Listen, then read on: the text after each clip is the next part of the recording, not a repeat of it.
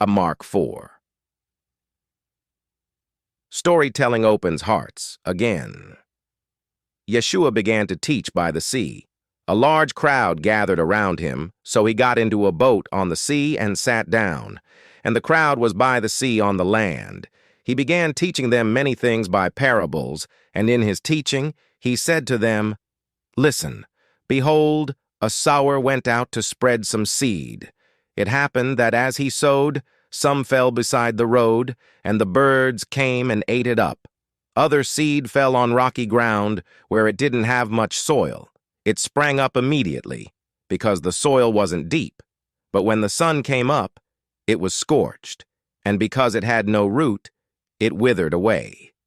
Other seed fell among the thorns, and the thorns grew and choked it, and it yielded no crop. And others fell into the good soil and were producing fruit, springing up and increasing. They yielded a crop, producing 30, 60, and 100-fold. And he said, 'He who has ears to hear, let him hear.'" When Yeshua was alone, those around him with the 12 started asking him about the parables, and he told them, "To you has been given the secret of the kingdom of God. But for those who are outside, everything is in parables, so that seeing they may see and not perceive, and hearing they may hear and not understand, so they may not turn back and be forgiven." He said to them, "Don't you grasp this parable? Then how will you understand all the parables? The sower sows the word. These are the ones beside the road where the word is sown. Whenever they hear, Satan comes quickly and takes away the word that has been sown in them. These are the ones sown on rocky ground. When they hear the word, immediately they receive it with joy. And they have no root in themselves, but last only a short while. When trouble or persecution comes because of the word, immediately they fall away. And others are the ones sown among the thorns.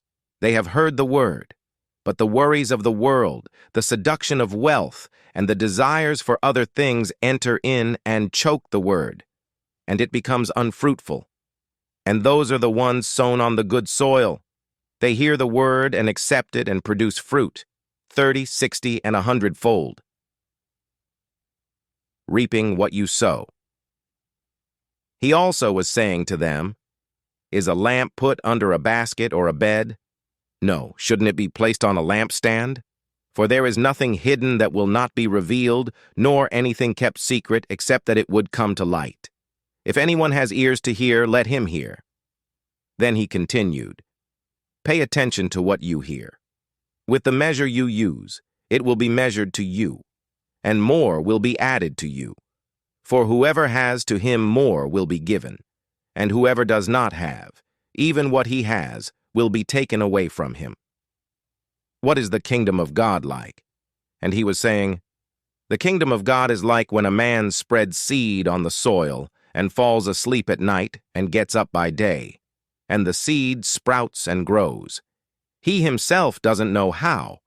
Automatically the earth brings forth a crop, first the blade, then the head, then the full grain in the head. But when the grain is ready, at once he sends in the sickle, for the harvest has come." Yeshua also said, "How should we picture the kingdom of God? Or by what story shall we present it? It is like a mustard seed when it's planted in the ground. Though the smallest of all seeds in the earth, yet when planted it grows up and becomes the largest of all the herbs. It puts forth big branches so the birds of the air can nest in its shade." With many such parables he used to tell them the word, as much as they were able to hear. But apart from a parable, he wasn't speaking to them. Yet when they were alone, to his own disciples, he would explain everything. Power over nature. Now on that same day in the evening, he says to them, "Let's cross over to the other side." After leaving the crowd, they take him along in the boat, just as he was. And other boats were with him. A great windstorm arises, and the waves were rushing into the boat.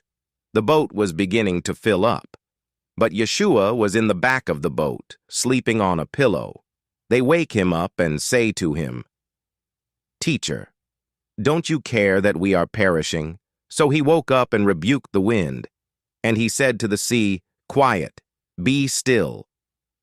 Then the wind stopped, and it became totally calm. And he said to them, "Why are you afraid? Even now you have no faith." They were struck with awe and said to one another, "Who is this? Even the wind and the sea obey him."